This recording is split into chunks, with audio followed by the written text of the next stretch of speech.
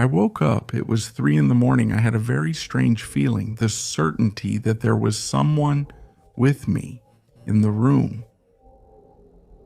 Out of the corner of my eye, I saw something standing next to my bed, a shadow, very dark, and with a tall hat.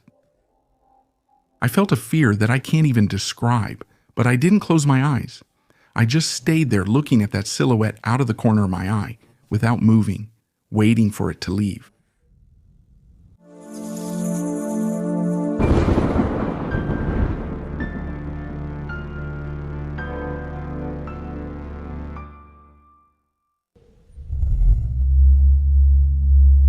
Good evening, community. I hope to find you well and in the best mood to listen to the following stories.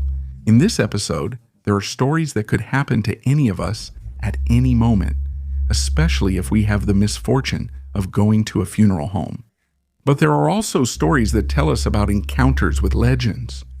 Stories that will make us realize that some myths told in rural areas are much more real than we imagine.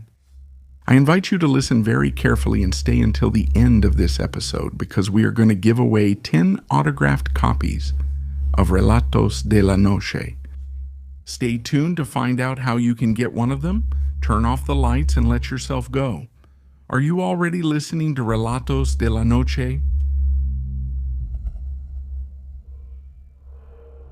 Goodbye. I'm Jorge from Aguascalientes, and I've only been listening to stories for a few months. The truth is, it's already become my companion at the office because I spend 10 hours in there. I want to tell you something that didn't happen to me directly. It happened to my mom, and I'm making that clear from the start because in my family, we almost never talk about paranormal things. My mom is not into those topics at all. She's never seen anything. She never tells weird stories, nothing. That's more from my wife's family. They're the gypsies from the Triana neighborhood, and they've got stories for days. But anyway, this isn't the time to tell those stories. What I'm going to tell started on December 24, 2024. It was literally the saddest Christmas Eve we've ever had because that afternoon my uncle passed away. Grandpa Chuy. To me, he was like my grandfather. I loved him a lot. And since it was a holiday and the cemetery offices were closed, the wake lasted a full 2 days. We spent the night of the 25th to 26th at the funeral home. He didn't have a wife or children, so it was just us, his nephews and great-nephews, trying to be there for him and praying that he could rest in peace. Around 5 in the morning, I couldn't sleep anymore, so I got up from the couch to get some coffee. The couch faced a window overlooking the central courtyard of the funeral home on the 2nd floor. When I moved, I accidentally woke up my mom. I asked her if she wanted something hot because it was cold, but she said no, that she wanted to keep trying to sleep. So she settled back in and closed her eyes. And it was right in that moment, at that point where you're falling asleep again, when she suddenly heard something and opened her eyes. I don't want to die. I don't want to die. She says she heard a scream, but a real scream. Desperate, anguished. Like someone who was suffering a lot, saying, I don't want to die, I don't want to die, just like that. My mom woke up frightened and turned to her sisters and cousins, seeing they all woke the same way, as if pulled from sleep. They looked at each other, but no one said anything, and before they could really react, they heard it again, exactly the same. That's when they all realized it hadn't been a dream. One of them asked if the others had heard it too. Another one asked what that had been, but no one had an explanation. They didn't know what to do. They just started to pray. It was the only thing they could do at that moment. The strangest thing is that my mom didn't say anything to me that day. I don't know if it was because she was tired or because she doesn't like to talk about those things.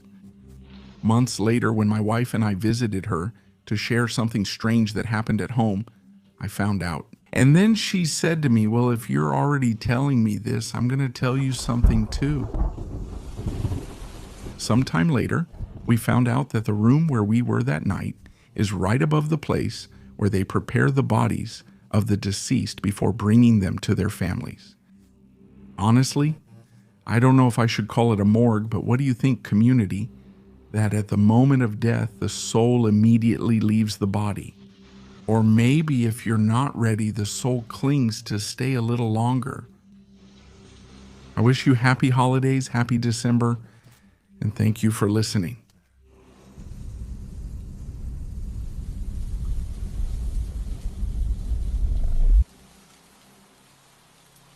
Hello, Uriel. Hello to the Relatos de la Noche team, and hello to the most wonderful community on the internet. I hope I can hear this story on the channel because I feel like it's something you might like, and I'd also like to see if someone can help me. My name is Segundo Sarlangue. I had the opportunity to share a story with you through Uriel's voice some time ago. I don't know if any of you remember that haunted house in La Prida, the little town in Buenos Aires, Argentina. I have to admit that I had to step away from stories for a while because of work. I just don't have enough time in the day to listen to them. But luckily, I was able to change my job recently, and now I have one that lets me enjoy stories from people everywhere while I make crafts in my workshop. But I'm not writing to tell you about that. I'm bringing you another story, one I experienced myself, along with a relative and a friend, in the same town as the previous story. Here in La Prida, I'll stop rambling and start telling you about my experience.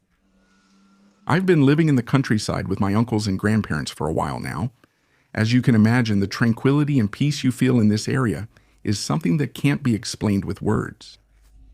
This calm obviously is an escape for some people from their hectic city lives. That's the case with my friend Rafa, whom I'll call Chino in this story.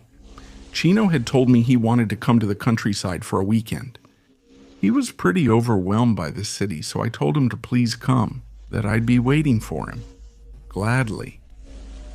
I told my uncles that Chino was coming, and since they already know him, they were happy. A week later, the day came to pick him up at the town's bus station and then go back to the ranch. On the way, we discussed activities for the days he would stay. We wanted to go hunting, take care of the cattle, ride around with the horses, and do some other chores I had planned to do with him. When we arrived at the house, my uncles welcomed him warmly, and soon we were helping set the table for dinner. During dinner, we told my uncle about our plans for the next few days, and he agreed to most of them right away, all except for going hunting. I should mention I'd already tried hunting with him before, but he always had an excuse not to go. And since this time I was with Chino, I planned to use him as a little help to get my uncle to agree to go hunting. My uncle looked at both of us for a second, then went on explaining why he refused, giving a silly excuse. When my aunt put her hand on his wrist and said something that left Chino and me surprised. "What if you take your cross with you?" My uncle was silent for a while.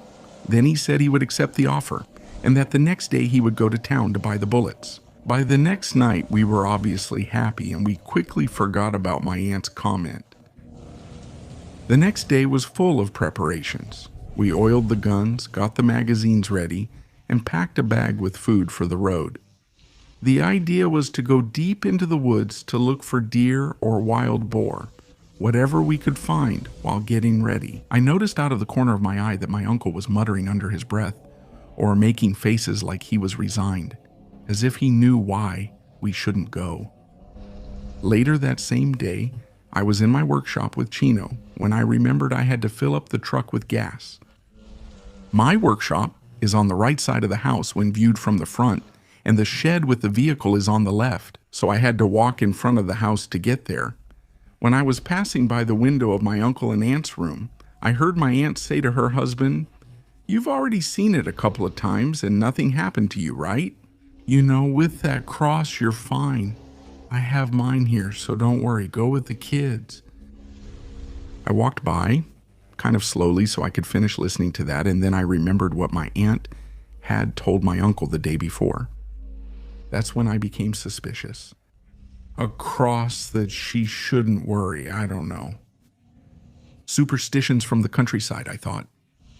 When night came, we got into the truck, said goodbye to my aunt, and the three of us headed into the woods, still at night, with our headlights and flashlights pointing to the sides, hoping to see an animal. When we reached the foot of a hill, we decided to park the truck there and climb the mountain on foot. We wanted to go as quietly as possible so we could hear the animals. When we got out of the vehicle, we realized that silence surrounded us. It wasn't dark because the moon shines much brighter in the countryside, but you couldn't hear anything. Absolutely nothing. We found it curious, but not strange. So we started climbing the hill until we reached a path that the pigs used to walk with their piglets. So we got ready among some tall grass and waited for them. I'm going to try to explain the place where we were so you can have a clear picture of the area. Imagine a dirt path, flat. Look to your left. Picture a stone wall about 5 meters high with some trees on top. To your right, imagine a slight slope, and more or less at the level of the path, the tops of some pine trees. Because of the slope of the land, the trees were growing from much lower down. We went to hide in some tall grass that was on the left side of the path, right up against the wall. We waited and waited for 10 minutes, 20, 30, an hour, and nothing happened. However, a rather cold breeze started to blow, making the treetops sway. My uncle had his hands clasped on his knees and his back against the wall. He looked ready for anything, but he also seemed expectant. My friend was anxious too. After a while, something was heard. Finally, something was heard. The three of us slowly raised our weapons so as not to make any noise or alert anything that might be wandering around. If you remember what the landscape was like that I described to you, you'll recall the dirt slope that was on the right side of the road, right? Well, there's no reasonable way to explain what happened next. In front of us, we started to hear the crunching of dry pine twigs on the ground, near the edge of the path but down below, leaving whatever was there still unseen. Something was coming up. The sound was becoming more frequent, closer, and at times slower, but it was there, moving about 5 meters away or so. At one point, that sound stopped, and then it started to climb the slope toward the path, getting closer to it. We were ready behind the bushes with our fingers on the triggers of the shotguns, and from behind the path it started to appear. It wasn't a deer, it wasn't a wild boar, nor a puma. It was something worse. A child, a human child, short, about 1.30 meters, I would say. You could tell he was trying to climb up the path behind the slope because we saw him grabbing the grass to pull himself up. Of all the things that could have come up the slope, a child was the last thing we thought of.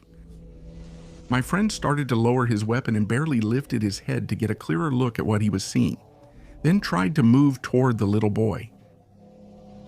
I saw how my uncle grabbed him firmly by the arm, but very carefully to keep things quiet. He signaled us not to make any noise, and that's when I noticed. On his wrist, which he had raised to point to his mouth with his index finger, there was a rosary with a white silver cross. He had a tear on his right cheek. I looked at the boy and saw him already standing in the road. The little one had his arms bent toward his chest, touching his fingers together like when a child gets lost and waits for his mother to come find him. His clothing was strange. He wore a little red poncho, dark green shorts, and some shoes that looked very old-fashioned. It was a strange outfit, like from the past. His skin was pale. You can probably imagine it already. A skin the color of bones, whitish. The part of his legs that showed below the shorts was stained with dirt. Actually, I saw dark patches, especially on his knees. His face, his head, my God, his head was swollen. I don't know how to explain it. It looked like he'd been stung by a lot of bees at once. His face was covered in scrapes. His black hair was arranged in tufts across his head, giving the appearance of a wig, like those old dolls whose hair falls out. His eyes were just as swollen as his face. His eyelids were red, and you couldn't see any eyelashes. Then I noticed his hands, which I had only glanced at before to see how he was positioned. They were torn up as if he had been pulling at a bramble or scratching at cement. You could see the bones through his fingers, and his wrists were bruised. The sight of that thing was interrupted by a sound, a kind of crying mixed with something else. I don't really know what, but it was a very deep cry. It seemed that when it inhaled air, it exhaled, and the other way around. When it exhaled, it seemed to inhale, and I can't explain it. Also, it seemed to add a sort of throat clearing, as if it didn't have a throat. To make those noises, it started moving its head in different directions. They weren't erratic movements, they were deliberate. It seemed like it was looking for something specific. It really looked like the scene of a child looking for his mother. It was terribly heartbreaking to see him there, standing, crying. At one point, while he was moving his head, Chino made a sound like a gasp, like when you want to cry, but nothing comes out, as if you were releasing a trapped breath. And with that sound, at that moment, the boy looked at us. My uncle was praying. Chino was trying to cover his mouth, and I had my hands tightly gripping the shotgun. The boy started to sob. He stopped crying, but it was also a very strange sob, very rough and deep. Not me. I was looking straight into his eyes that at times let you see inside them, eyes whitish like the color of the moon. That image is going to haunt me for a long time in my life, maybe until I die. The boy, standing in the middle of the road, crying without doing anything, looking at us with an expression of sadness, frustration, and sorrow, as if something terrible had happened. Suddenly, the boy stopped crying and looked at the three of us, one by one. While my uncle was praying, Chino was crying, and I was still in shock. Then he slightly turned his body and walked away in the opposite direction from where we had come. And that was the end of the apparition. Once he was out of sight, the three of us snapped out of our paralysis and walked to the road. From there, we went back to the truck, alert at every corner of the road, watching every stone, looking behind every tree. I think the walk back to the vehicle was the time in my life when I felt the most watched. I felt like the boy was following us. Who knows what other things were lurking around the area we didn't want to find out. When we finally got to the truck, we noticed that we could hear the sounds of the night, the crickets, the birds, and so on. We got in quickly, and before heading back to the ranch, I took one last look at the woods. There, I thought I saw him, with his hands together on his chest, his little poncho, and his black hair. And in fact, I thought I saw something next to him, a figure taller than him, with long hair and a long, light-colored nightgown. His mother, the grandmother, something else. I didn't want to know, and I didn't mention this last part to the others. On the way back to the ranch, my uncle, still holding the cross, looked at me and said, "This is why I didn't want to come. I don't know what it is or wants. Today it's in the woods. Sometimes I see it nearer the house. Sometimes it's in the pasture, behind the cabin. Other times I see it at sunset, standing in the middle of the field or walking with no apparent direction. I don't know who or what it is or what it wants. The only thing I do is avoid it and pray for whatever that is, for its rest, for protection, or for other things, for whatever, as long as it leaves us alone." My uncle's words made me feel like a fool for not realizing sooner why he denied it, why my aunt said what she did. When we got to the ranch, the three of us went to sleep quickly, and luckily, nothing happened that night. Later, I found out that my aunt stayed up talking with my uncle, helping him make some coffee and listening to him while he told her what we had been through. I know this because my aunt told me a few days later. The next morning, I helped Chino pack his bag and said goodbye to him at the door, watching as my uncle took him to town, saying goodbye along the way. And I don't know if it was just a reflex or something like that. But as they were leaving among the trees beside the road, I saw them again, far away, very blurry. But to see them both again, side by side, under a eucalyptus tree near a silo. But I hope it was just that, a reflection, a glimpse of my memory, of my fears. Obviously, Chino doesn't want to go back to the countryside, and my uncle gives me a dirty look when I joke about going hunting, as I also try to distract myself and forget what happened that night in the woods. It's the only way I have to deal with it, to laugh.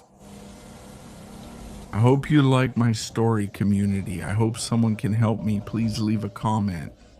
I want to clear up the doubt about what that child or that thing could be, and if you think it could be accompanied or not. Thank you, Uriel, for the space if you read this story on the channel. Greetings to the team and the community, and I wish you all a happy day, a happy night, and a good life. Regards.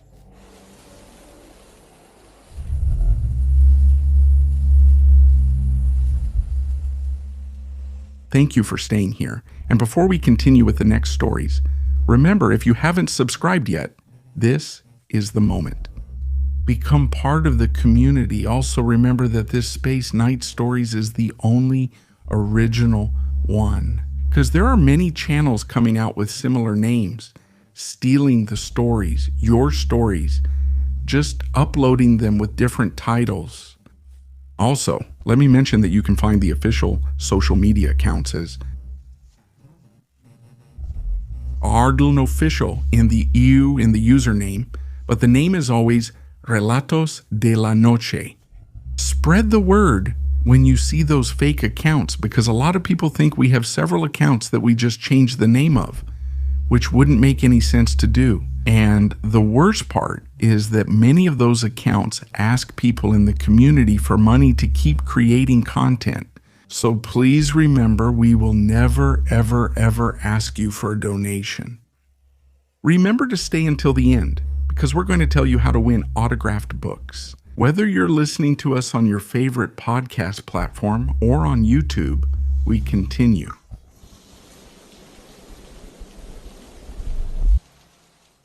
Hello, community. My name is Andrea. I've listened to you for a long time, and though I've experienced several things, this was the first and the strongest. It was hard for me to make up my mind, but I finally got the courage to share it because of the trust I have in you. This happened around 2017 when we were studying at Cebetis, a public high school. A friend's grandmother had passed away, and since we were a very close group of girls, we decided to go with her to the wake. That day, after classes, we traveled from Cuautla to Tlayacapan. The atmosphere was very calm in the house where they had the body, very peaceful. There was a long hallway that led to a room where they had the corpse. We didn't go in, we just hugged our friend and sat down for the prayer. The chairs were arranged along the hallway and I stayed in the back, almost facing the street. In the middle of the prayer, out of nowhere, I heard someone whisper my name very clearly in my ear. Andrea? I turned to the left, really scared, but there was no one there. I stood still, thinking maybe it was just my nerves. But when I turned to the other side, I saw one of my friends with the same scared look on her face as me. "Did you hear that?" she said to me, and I just nodded. We smiled at each other nervously and stayed quiet. In the end, we mentioned it to the others, but since everything was still so recent, the morning, we didn't want to dwell on a simple whisper. That night, I got home very tired. I shared a room with my younger sister. I changed, got into bed, and fell asleep almost instantly. In the early morning, I woke up, checked my phone. It was 3:15 in the morning. I felt very tired, so I just got comfortable and tried to go back to sleep. The next day was normal. I told my mom about the whisper, but she didn't think it was important. She just told me to pray at night, even though I still felt uneasy about it. I was able to fall asleep pretty quickly, but again I woke up in the middle of the night, and I saw her again. This time, it was 3:15, just like the night before. And then I did feel something different in the room, like there was someone else there. It wasn't just a feeling, it was a certainty. I tried to get comfortable, but couldn't. I was completely motionless, and out of the corner of my eye, I saw something standing next to my bed, a very dark shadow with a tall hat. I felt a fear that I don't even know how to describe. I didn't close my eyes, I just stayed there looking at that silhouette without moving until it started to get light, and with the daylight, it disappeared. I didn't tell anyone because I was sure they wouldn't believe me.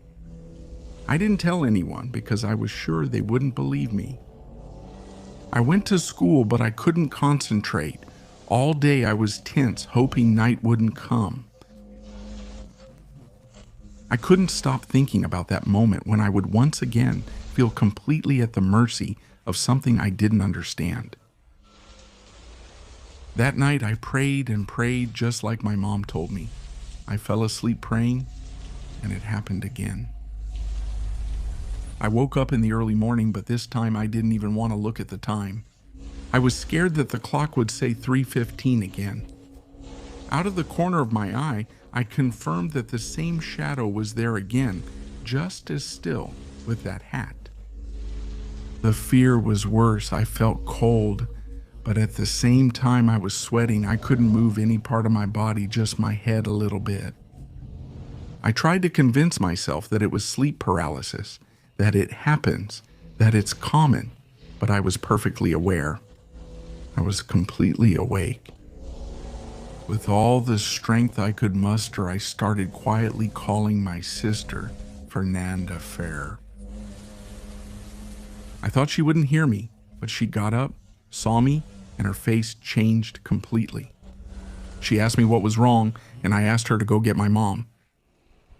My mom came in with the Bible in her hand, sat with me, started praying for me, and stroked my legs and feet. And her face, her worry, I will never forget it. She stayed with me like that until dawn, and only then was I able to stop feeling that deep fear. She went to sleep for a while, and I eventually half fell asleep.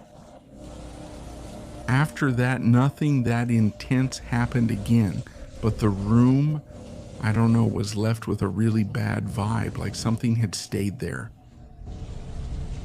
More things happened. You could hear voices when no one was there. The lights would turn off by themselves all the time, but I was never as scared as I was that night again.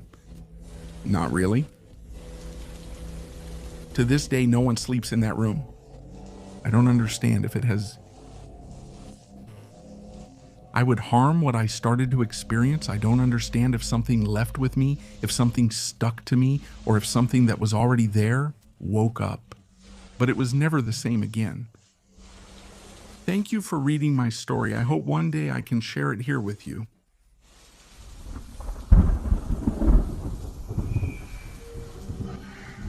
Hello, Uriel. My name is Javier.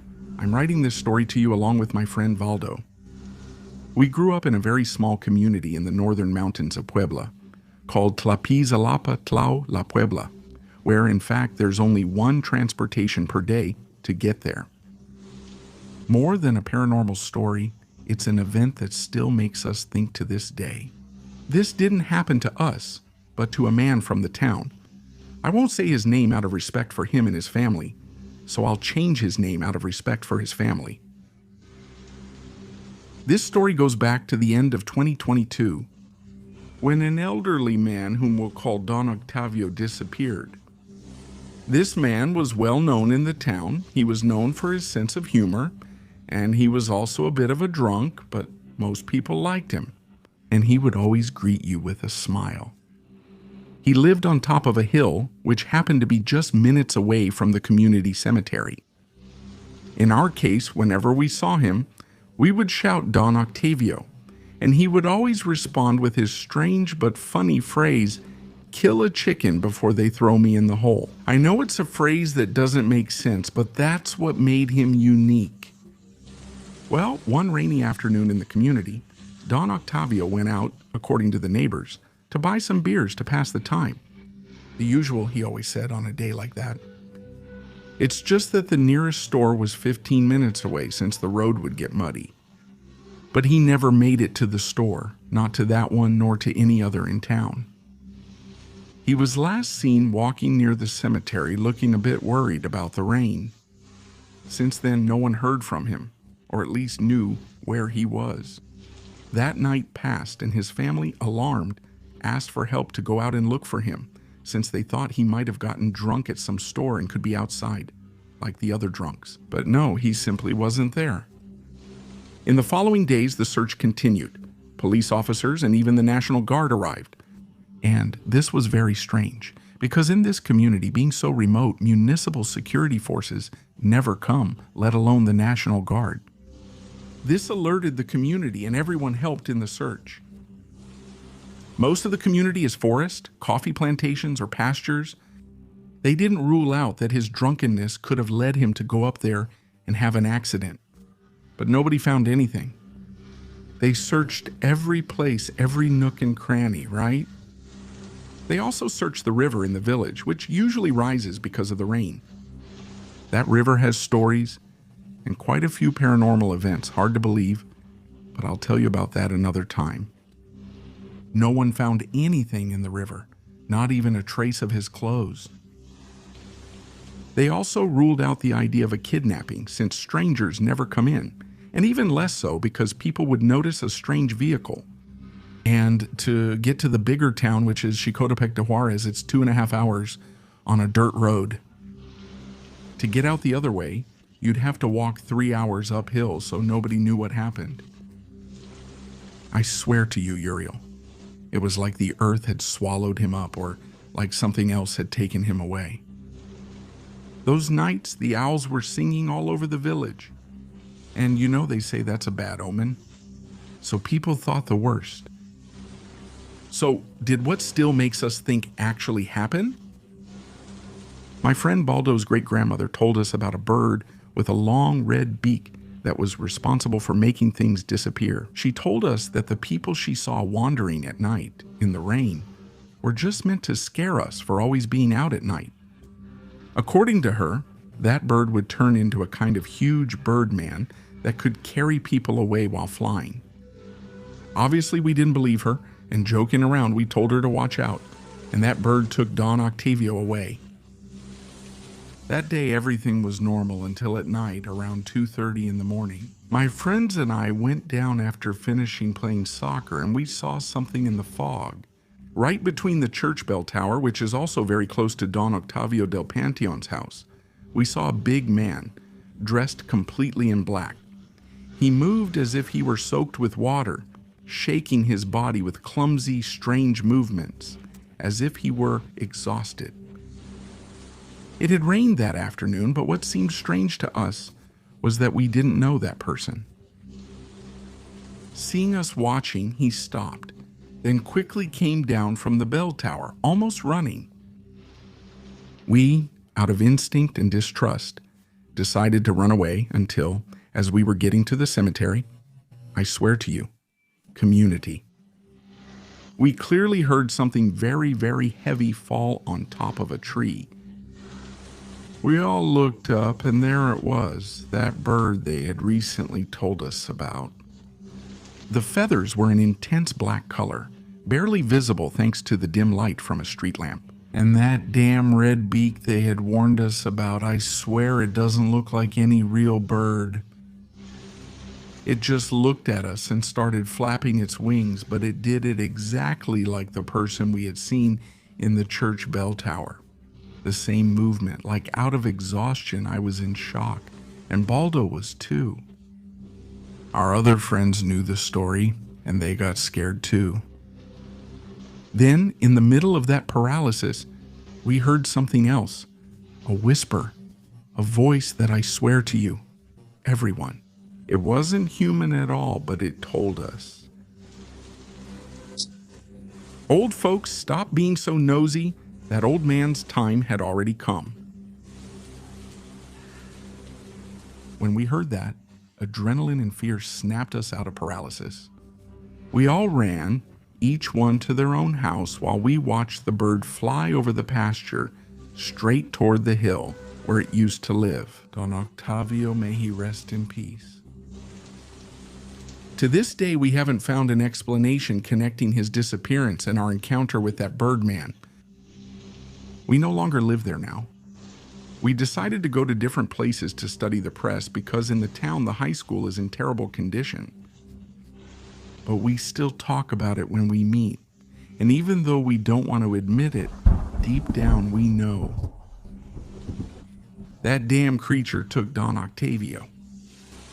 We both send you our regards, community. Have a good night. And if you ever hear a loud, huge flapping under the rain, don't look out, don't look outside, don't turn toward the tops of the trees.